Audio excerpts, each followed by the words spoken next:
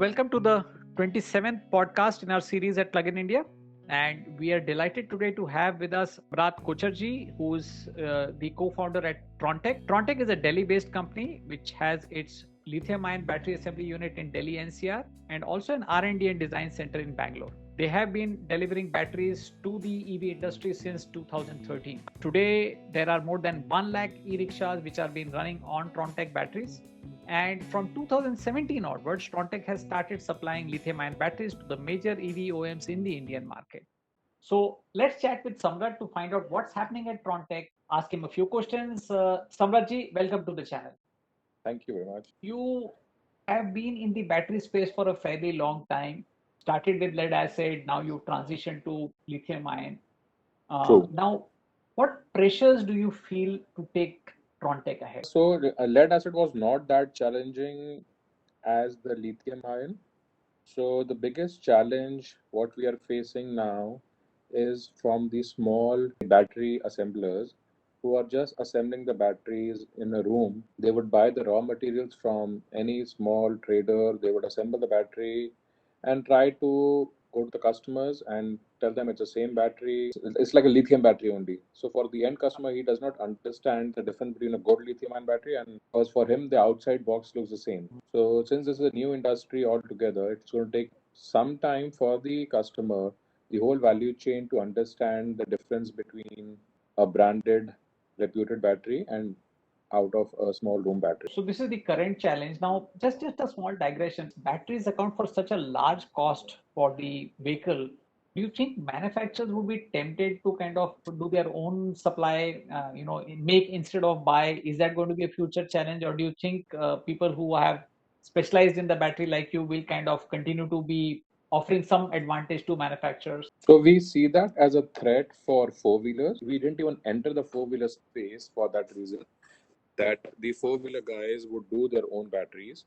But coming to the two-wheeler and three-wheeler, they don't want to do it because this is like a three-wheeler is fairly unorganized market. Having the exposure to China for a good quality cell and for that matter the other raw materials is not that easy for three-wheeler guys. Coming to two-wheeler, again, there's a lot of startups in this space. So the Bajaj and TVS, the volumes are quite less compared to the big and the other ones who have really gone really big in this time, like Hero Electric, Okinawa, Jitendra EV, Benling. So they were never in the two-wheeler space before, the conventional ICE two-wheeler. Expertise why we are able to give them a better solution is only for the reason. So we make bulk purchase. So for a two-wheeler guy, if he is buying only for himself, he may not be able to crack that kind of price. What we are able to do that in terms of raw material purchase. Secondly, we offer all India service for all our customers. I mean,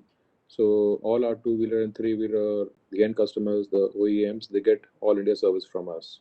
Building that kind of service infra for any two-wheeler OEM is going to be a difficult task. As a battery guy, so we offer them the full spectrum from sales to service. Now, just coming to the second part, setting up manufacturing, doing the research, doing the testing, doing different kind of configurations, all of this kind of obviously requires a huge amount of capex, right? Yeah. So, and is there some funding that you have got, or is this self-funded so far?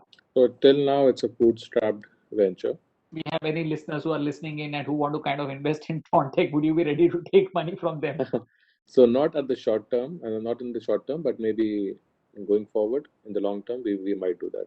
But nothing in a very short term. So maybe if you get into something like cell level manufacturing, because I don't think there's anybody in this, and a lot of people expect the biggies in the battery space to look at cell manufacturing seriously. We are very, very clear. So we will be focused towards battery pack assembling because cell manufacturing itself is a totally different domain. So you just focus on making the cells.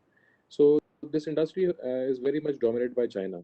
So if you see the example from China's, so battery cell manufacturers are not the battery pack manufacturers. Very, very rare case that there is interlinking that the cell manufacturer is also making the battery pack, but each one is doing its own domain. A cell company is making the cells, the battery pack company is making the battery. So we are very, very clear that we are going to be focusing only towards the battery pack.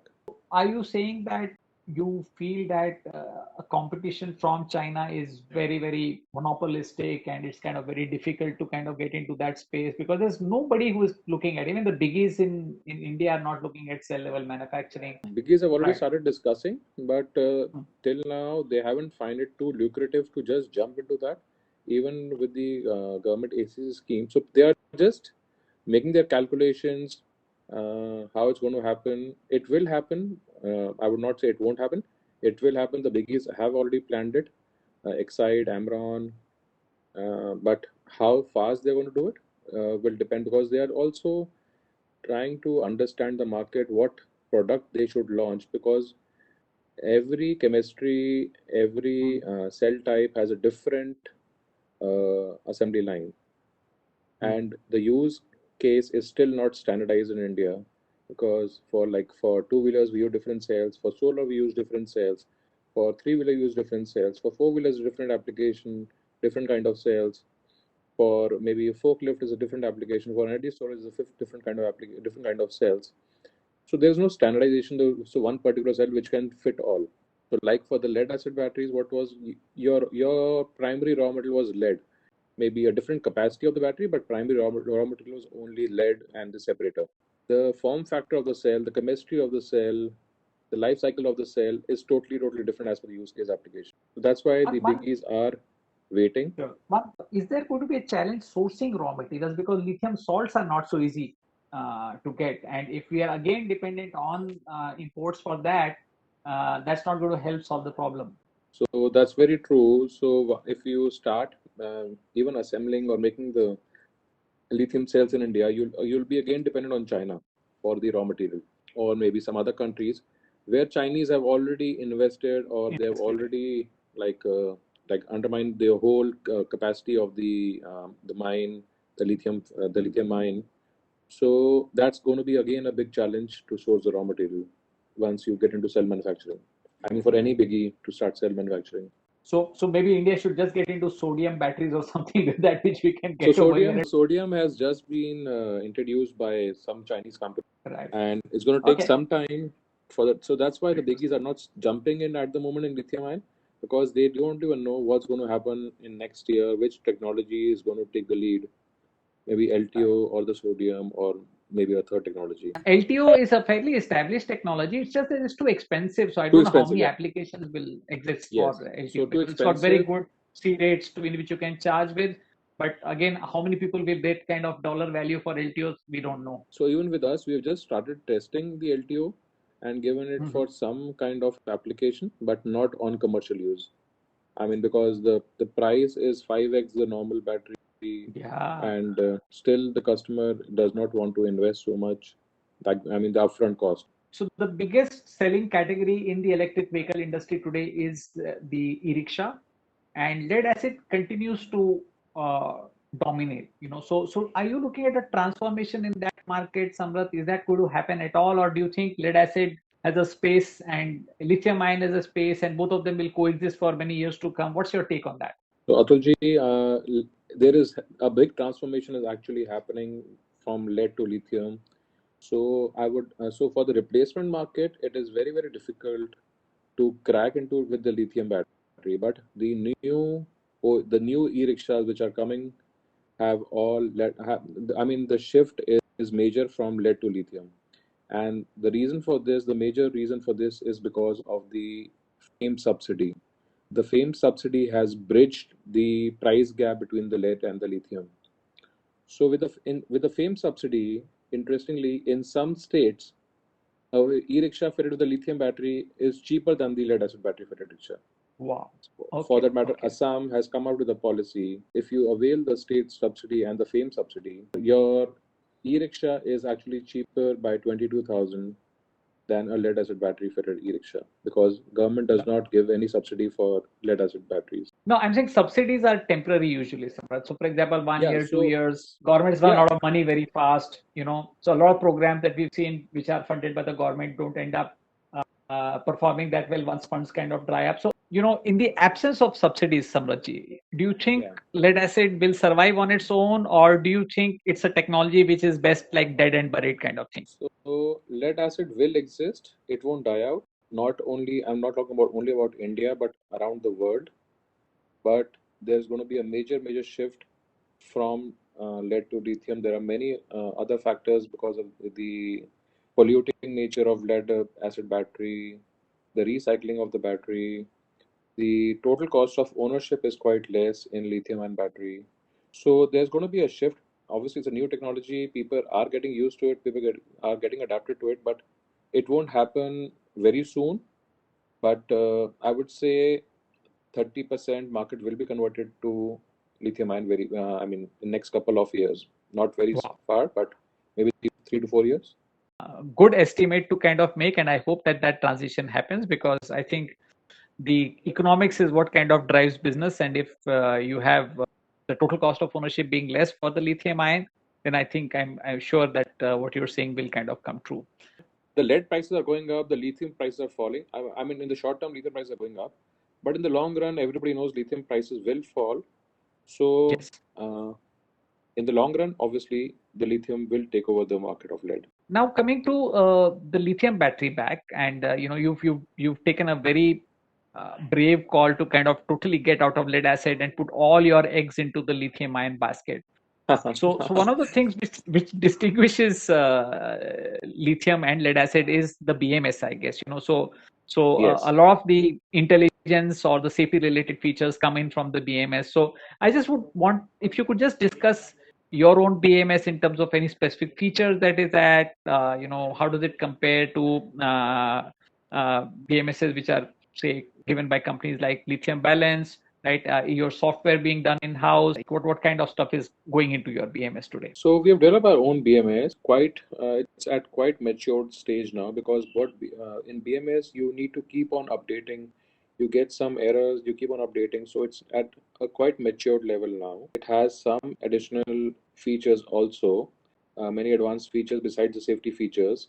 Like we can actually disable the BMS or the battery by a remote location. Because Okay. you see in the e-rickshaw, there are a lot of thefts happening, theft of the battery and theft of the rickshaw both.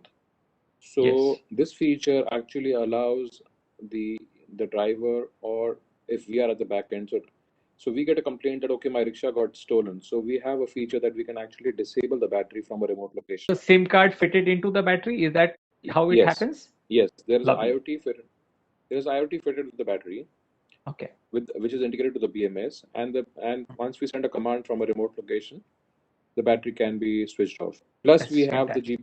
the GPS features. It stores the data of the battery, the state of health, the state of charge. Those are the basic features, but some additional features what we have incorporated as per the customer's need.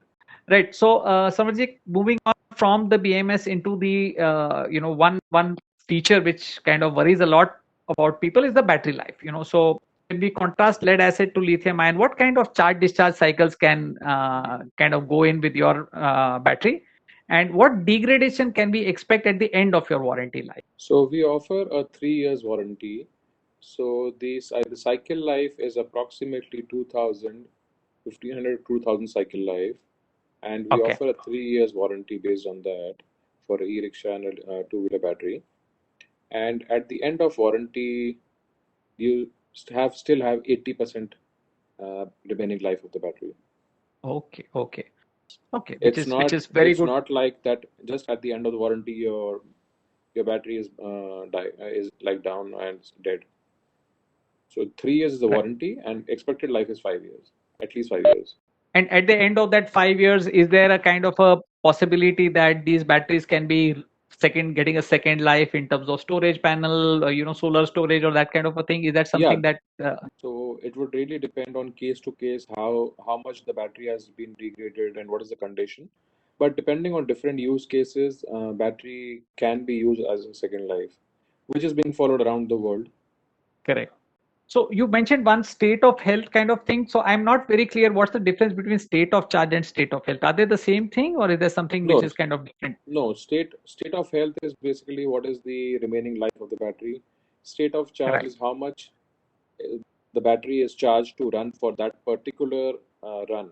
So does your BMS also allow this? Does it have this feature, or are you planning to introduce this feature? No, our BMS already has this feature. It can actually show the state of health of the battery. Okay, okay. So when for example I'm buying a vehicle second hand, can I kind of go to a dealer of Trontek and ask my friend to kind of tell me, okay, what's the expected life remaining in this particular thing? Is that a question that the dealer will be able to answer for me? Yes, he would be able to answer. I mean, not Okay, if we would equip the dealer with that kind of the equipments. sure. Otherwise, somebody from our tech team will obviously can give Okay, these details. okay. Is there kind of some cell balancing issues or this kind of repair thing, and who will end up doing this? Will it be the EV dealer? Will it be the battery people? What are the plans in No, future? so we have our team of service engineers, field service engineers who would go and repair the battery for any issue. For any major uh, second level issue, the battery has to come back to our service center for repair. So you're working with both chemistries as of now, right? The lithium iron phosphate as well as the nickel manganese cobalt. Is that correct? Yes, yes, we work in both the chemistries. Right. So what is the right application for which of these? Because let's take two-wheelers as an example. So the vote seems to be divided between these two chemistries. Is as a battery manufacturer, is there any word of advice that you would like to give prospective owners of vehicles, which one to go in for? What's the right use case for which one? So, obviously, LFP is a safe technology, but in two-wheeler, we have a limited space under the seat to fit in the battery. That's why for the for the two-wheeler, we have to choose only between NMC batteries. While in three-wheelers and solar application, you have a big area where you can install the battery. So in that case, we offer LFP batteries. In two-wheelers, you also require instant torque, instant power. So in that case, that is only can be derived by the NCM. So in two-wheelers, what percentage of your share is of LFP? Like for example, if you're making 100 batteries, how many are LFP and how many are NMC? So for two-wheeler, 100% NMC. For three-wheeler, 100% LFP. For solar, 100% LFP. So from a safety perspective, is there anything that a user as an EV driver, maybe a two-wheeler or three-wheeler, whatever, should be doing? Any specific do's or don'ts for lithium batteries, which kind of can help avoid such situations? And the next question after you answer this is, what do you do if you have a fire? So it is very difficult to comment on what competition is doing. But at Trontek, we follow the best practices and we have been delivering the best quality batteries, uh, the safe batteries in the market. Coming to the do's and don'ts for the driver and the owner is so they already have a mentality to wash their vehicle with a water spray and a water gun, which should be really Mhm. avoided for a EV because if water goes inside the battery, that's the biggest I Enemy. would say the biggest enemy of the battery, and it can easily catch. It can lead to catching fire. Even if the batteries are fully sealed, but even if slightest of the hole or anywhere, any escape route, the water goes inside, that causes problem for the battery. Maybe a Right. loose connection or maybe a thermal runaway. So avoid water. Of course, if you are going through a normal waterlogged road, we are assuming that there is enough sealing in your batteries to ensure that the rainwater doesn't kind of get in. Yes. Uh, Anything else in terms of safety? For example, you said something about connections, loose connections. So is there some health which we can be checked about connectors, because if there's something that happens over there that could lead to trouble. If your connection is not, if you have a poor connection, even in your home wiring, if your connection is Yes. poor, you get some short circuit. The same philosophy follows everywhere in electronics. What are these specific things that you are doing as a manufacturer which will reassure our listeners that the best practices for safety in terms of design are being followed by Yes. Trontek? So in terms of the design also, firstly, and the choice of the raw material is very, very important. So the cells, Yes. the grade of the cells is very important. If you're using a very inferior grade cells to save money, obviously you're going to compromise something, maybe the life or the quality or the safety. So at Trontek, we choose the best level of the cells what we are able to get in the market. Secondly, our BMS is quite advanced, and in case of any malfunction or anything, so it will cut off. Thirdly, we have done a lot of research in terms of the uh, thermal isolation, so that makes our battery quite safe. So what kind of turnaround time do you have for your repair or replacement? For example, if a customer makes a complaint, suppose there's a two-wheeler battery which is kind of not functioning well, and a dealer makes a complaint to you, say today morning, is there a kind of a time frame that you have in mind as? So we have a SLA defined based on the cities. So in tier one cities, we have different SLA, tier two, tier three. So it depends on depending on the location, it's 48 to 96 hours. Okay, fair enough. So you're able to kind of repair the battery or give a replacement battery or whatever it is during that kind of time frame, Yes. depending on what the city you are in. Lovely. And Atul, you mentioned very important question, which I don't want to miss to answer. Like what precautions and how to douse a When fire. the fire happens. Correct. Yeah, in case a fire happens. So Yes. this kind of fire can't be controlled by water and by fire extinguishers. So the best way is to try to, so if you have something like like a thermal blanket, that's the best solution, a fire blanket, because the intent is to just not let the oxygen flow inside and let the thermal runaway continue.